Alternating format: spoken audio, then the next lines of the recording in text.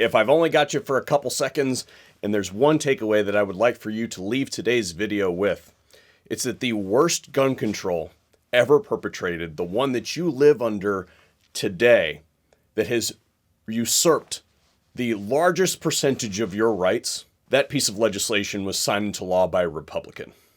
Hi everyone, welcome back to the VSO Gun Channel. I hope this video finds you well. As you can see, the heater's still broken in here, so we're gonna have to deal with what we deal with.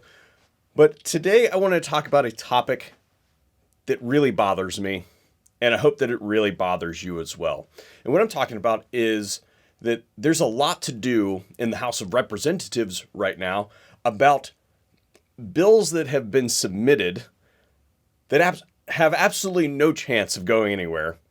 And they are done specifically for the purposes of the bread and circuses show that is the re-election points tally. The timing of such submissions are clearly done for the purposes of saying, hey, look what I did, even though there is no chance whatsoever that those things will likely even be heard for a vote. To give you an idea, we have HR 173, which is to remove SBRs from the NFA registry, the HR 450, which is to repeal the NFA, and the HR 375, which is to abolish the ATF. While I appreciate the sentiment, the concepts of such bills, why not submit them while in power? The answer is that in the wake of the most recent overreach by the ATF, you have several individuals who would like to score political points with their constituents by saying, hey, we got some bad stuff going on over here. I don't really like what they're doing, but here's the thing that I say that we ought to do, even though I know that there is no chance that my slim majority in the House, the lack of control of the Senate, or the lack of the control of the presidency is going to allow this to occur.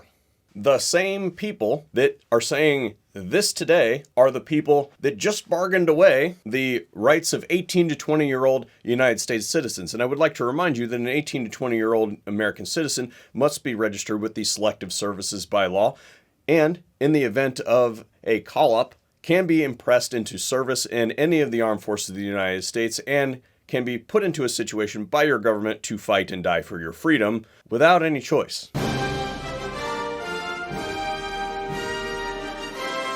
So those individuals can be conscripted into military service against their will and be handed a fully automatic crew-served machine gun or a grenade launcher and told to go fight. But if they come home and want to purchase a 20-gauge shotgun, well, then they can have their rights curtailed and delayed for a maximum of 20 days. And for those of you who aren't following, you can be delayed on a 4473 transfer for 3 days. And then on top of that, if you're under the age of 21, then you can have an additional 10 days added to that. But those are business days. Those are not calendar days. They do not count weekends and they do not count holidays. So if you're a 20-year-old individual and you want to purchase a firearm on a random Wednesday, assuming no holidays, then it will take a total of 20 days maximum that the government can string you along, kick your can down the road. I need to speak to Curtis. Meow. Not available? Meow. No? Meow, meow. May I speak to Mr. Curtis? Curtis? Hello, Curtis? Hey, don't forget that you can take advantage of great deals on products that I stand behind, like PowerTac flashlights. It's the current EDC light that I'm using. You can find all those discounts over at the affiliates page. It will be linked in the description box down below, and this is a great way for you to support the channel indirectly with products that you're going to buy anyway. Thank you very much. Also in that description box, I would remind you, given all the things going on with YouTube currently, especially when I make videos like this, I'm not entirely sure how long my stay will be. I have a mailing list that you can join, as well as a podcast. This week, we're going to flesh out this particular topic a little bit more, and you can find that over at the Armed and Nerded podcast. It's available for those of you here on YouTube that don't want to leave the platform, but you can also find it over at the Firearms Radio Network, everywhere Firearms Radio Network publishes. So you have a whole gaggle of ne'er-do-wells that are basically sitting around in a fluffy chamber, wasting a whole bunch of time. And I'm okay with government officials wasting time, because if they're wasting time, then that means that they're not actually accomplishing anything. And if the government can't get anything done, well, that's the ideal situation. Progression is not a good thing, and it should be very hard to achieve. That stated, I would like to remind you that the salary of these dregs comes directly out of your tax bill. Yes, you're paying these fools, as well as, of course, the rest of the financial damage that they're doing to the world with all the insider trading and stuff like that. But that's the point. You are paying for this expenditure of time. You are paying for this waste of life.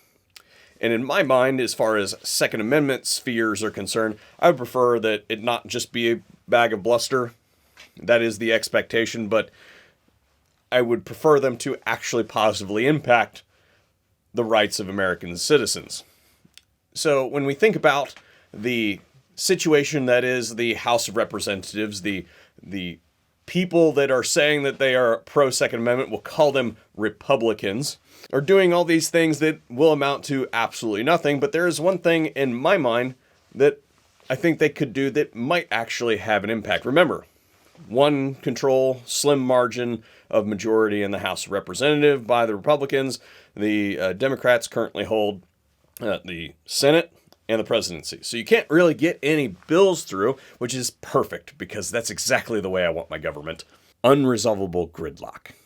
Exactly as the founders intended. But if you remember back to civics class, the House of Representatives is the governing body that deals in the purse. If every member of the Republican caucus, the people who are currently pretending to care about your Second Amendment rights, if they were to pen a letter to the ATF, every single member of them, and say, hey, here's the deal, we're in the majority, and you either pull that rule, the one about pistol stabilizing braces, the weapons equipped with them being SBRs, and therefore your attempt to reclassify those things outside the bounds of law, the one that attempts to make tens of millions of American citizens felons for exercising their God-given, constitutionally protected, inalienable rights, that one, you either pull that, or we're going to pull all your funding.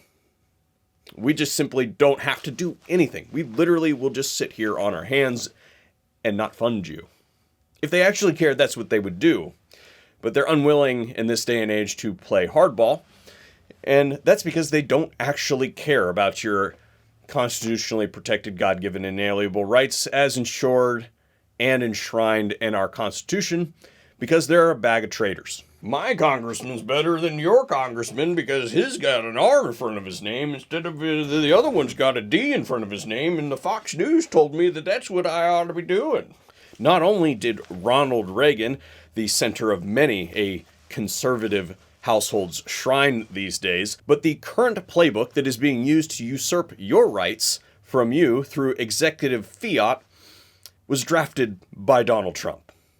Bump stocks are weird. We don't really need them. I had the most amazing plan. It's the fabulous plan. You will love the plan. I'm basically a cheap car salesman that has been inserted into this office, and the plan is bump stocks. Machine guns. I don't like them.